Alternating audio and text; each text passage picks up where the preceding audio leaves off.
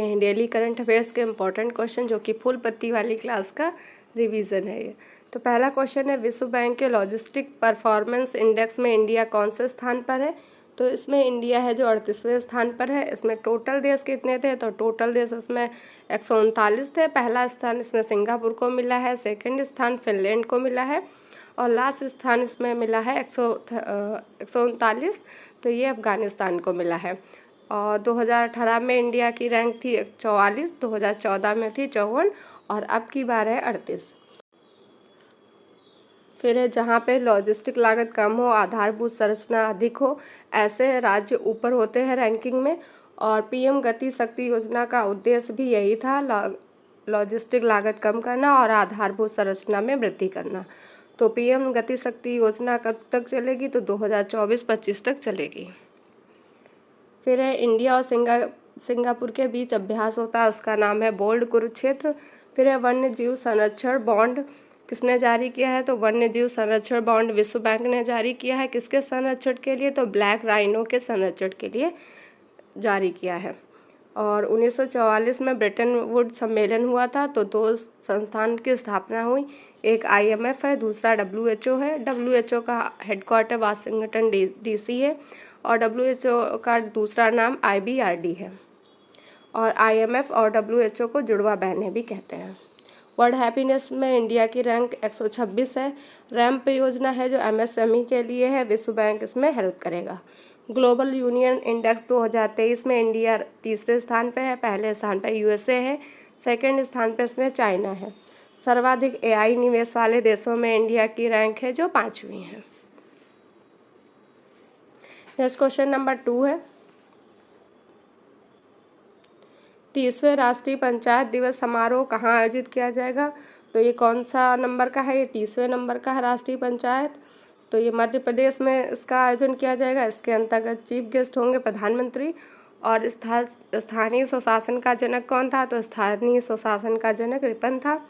बलवंत राय मेहता समिति कब स्टार्ट की गई? इसकी स्थापना 1957 में की गई।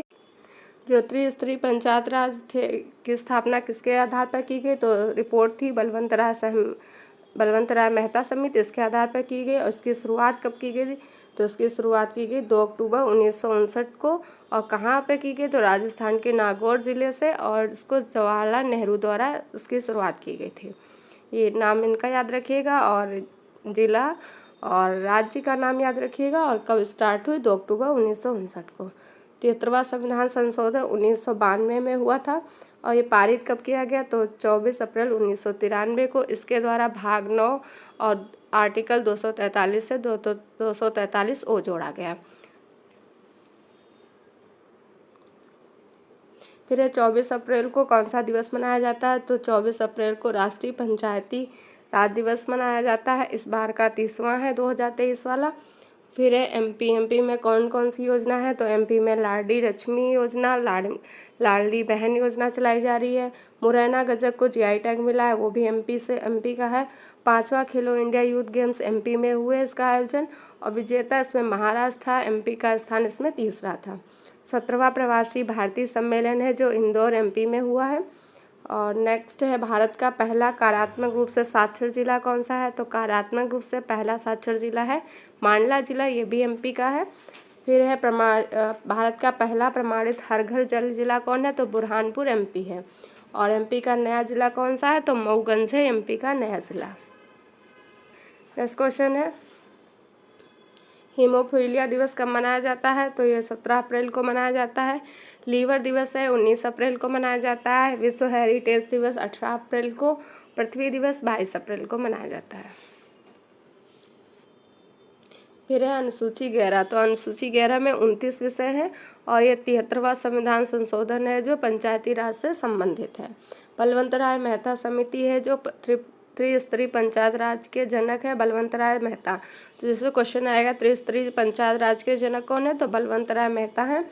और बलवंत राय मेहता समिति के आधार पर 2 अक्टूबर 1959 को पंचायती राज की शुरुआत की गई राजस्थान के नागौर जिले में। और किसके द्वारा? तो जवाहरलाल नेहरू के द्वारा स्टार्ट किया गया।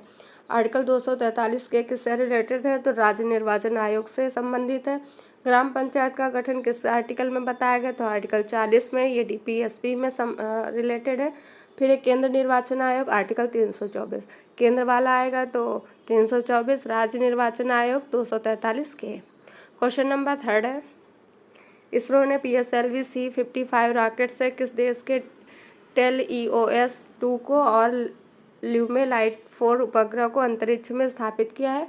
तो सिंगापुर के ये उपग्रह हैं और ये दोनों उपग्रह हैं। तो TELEOS-2 है, ये सिंथेटिक अपर्चर राडार इसमें लगा हुआ है और ये पृथ्वी के अवलोकन के लिए बनाया गया है। और ल्यूमेलाइट 4 है, ये नैनो उपग्रह है।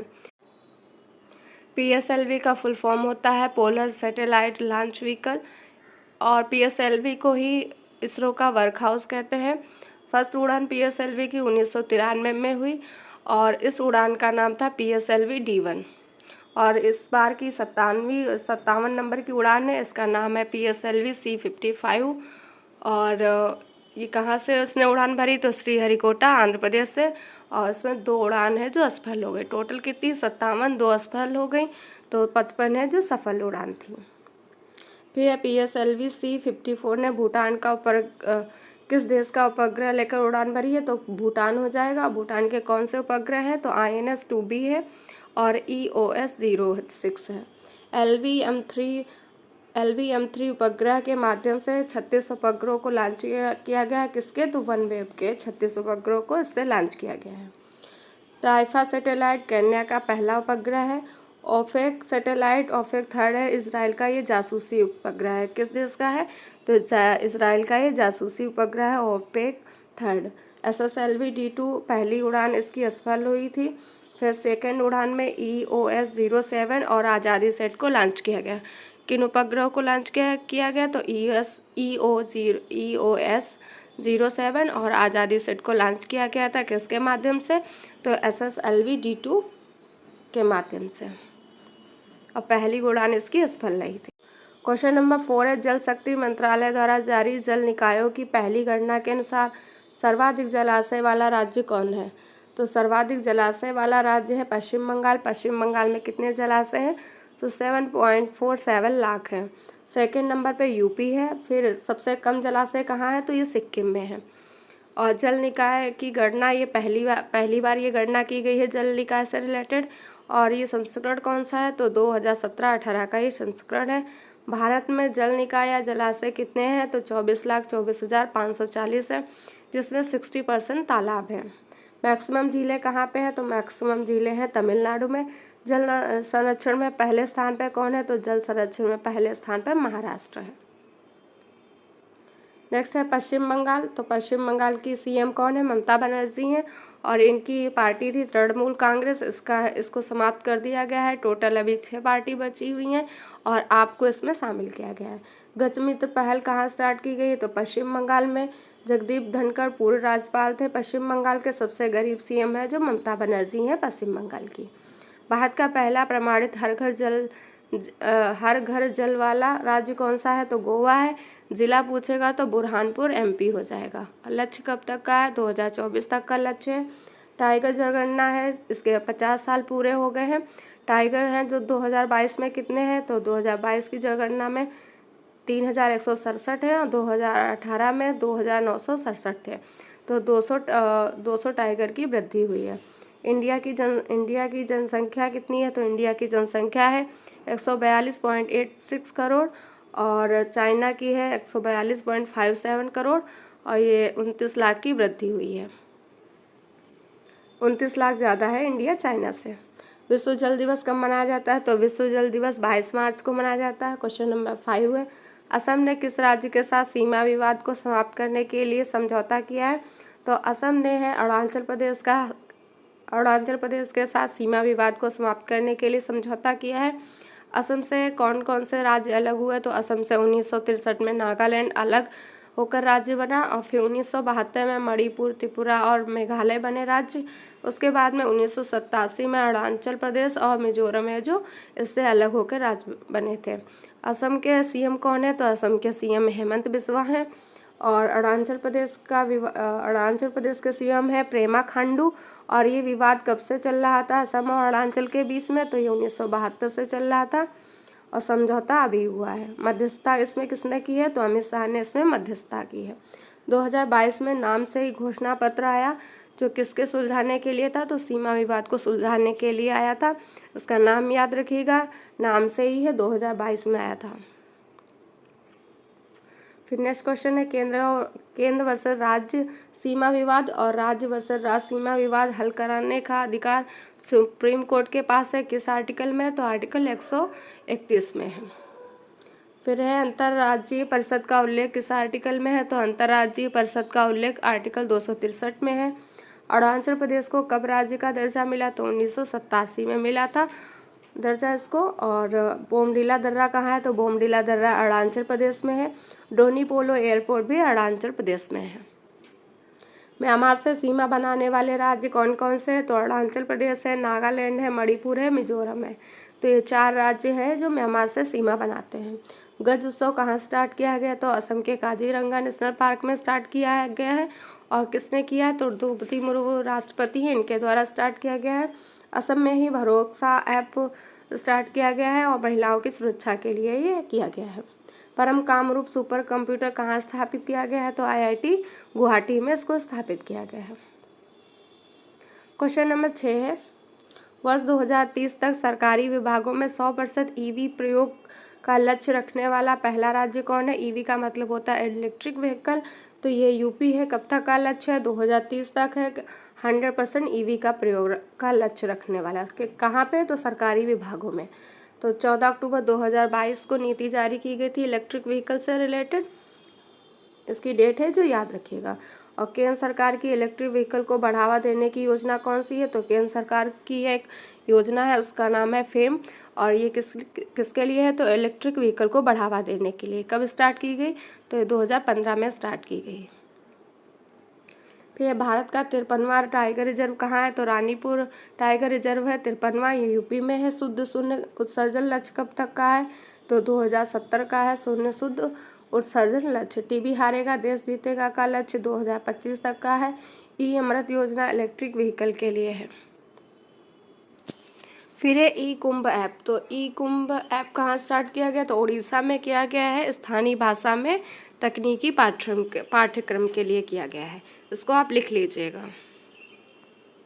क्वेश्चन नंबर 7 है, छात्रों में उद्यमशीलता का विश्वास व कौशल विकसित करने के लिए तेजस्वी कार्यक्रम कहाँ स्टार्ट किया गया है, तो तेजस्वी कार्यक्रम में मध्य प्रदेश के इंदौर और भोपाल में स्टार्ट किया गया है। और किस लिए, उद्यमशीलता का विकास व कौशल विकसित करने के लिए छात्रों में।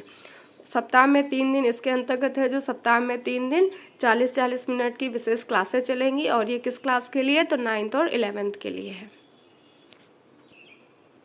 क्वेश्चन नंबर 8 है, हाल ही में state of the global climate 2022 report किसने जारी की है, तो WMO ने जारी की है ये रिपोर्ट।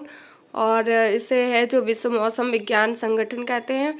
तापमान में वृद्धि, ग्लेशियर में कितना पिघला है, समुद्री स्तर में कितनी वृद्धि हुई है और ग्रीन हाउस गैस में वृद्धि कितनी हुई है, इसके अंतर्गत ये सब चीज़ें देखी गई।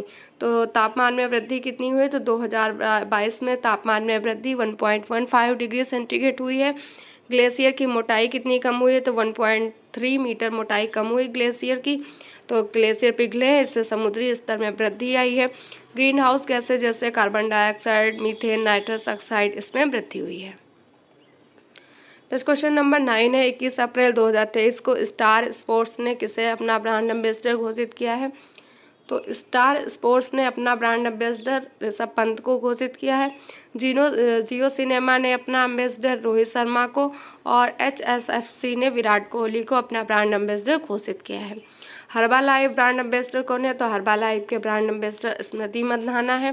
पेप्सिको के रणवीर सिंह हैं। वुमेन चैंपियनशिप के फरहान अख्तर और मैरी कॉम है। प्यूमा इंडिया की हरमनप्रीत कौर हैं, ये हैं brand ambassador. Next question number 10 है, IIT मद्रास ने अपना पहला अंतर्राष्ट्रीय परिसर कहाँ स्थापित करेगा, तो IIT मद्रास है अपना पहला अंतर्राष्ट्रीय परिसर तंजानिया जंजीबार में स्थापित करेगा। तंजानिया की राजधानी दोदोमा है। IIT ने अपना पहला अंतर्राष्ट्रीय परिसर कहाँ स्थापित किया, तो अबू धाबी UAE में किया है। IIT खड़गपुर ने कहाँ किया है, तो ये मलेशिया में किया है। तीनों IIT के याद रखिएगा कहाँ कहाँ किया है। और इसे तंजानिया को क्या कहते हैं, तो तंजानिया को क्लोव आइलैंड कहते हैं, लॉन्का द्वीप कहते हैं तंजानिया जंजीबार को। और इसी के पास तंजानिया के पास विक्टोरिया झील है जो जिससे भूमध्य रेखा बीच से गुजरती है। फिर है माउंट किलिमंजारो तंजानिया में है, यह अफ्रीका की सबसे ऊंची चोटी है। सारंग फेस्टिवल IIT मद्रास में मनाया गया, छात्रों से संबंधित है। G20 पार्क विकसित करने का प्रस्ताव कहाँ रखा गया है, तो दिल्ली में रखा गया है। तो ये थे आज के डेली करंट अफेयर्स के क्वेश्चन। अगर क्लास आपको अच्छी लगे तो लाइक ज़रूर करिएगा। वीडियो को देखने के लिए थैंक यू सो मच।